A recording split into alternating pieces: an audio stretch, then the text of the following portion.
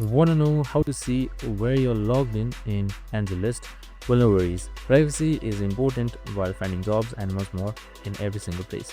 So in this video, I'm going to show you if you are logged in any other place in AngelList or Wellfound. So let's get straight to it.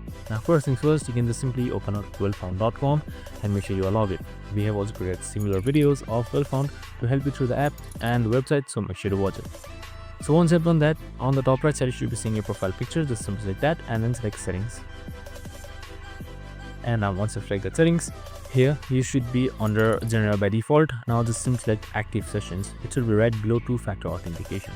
So now once you have selected active sessions, you should be seeing the devices where you're logged in with its IP address as well, and then you can just simply revoke all sessions in order to log out from all. And that's it. I hope this video helped. If it did, make sure to like, subscribe and tune in with us for more of these similar videos. See you in the next one.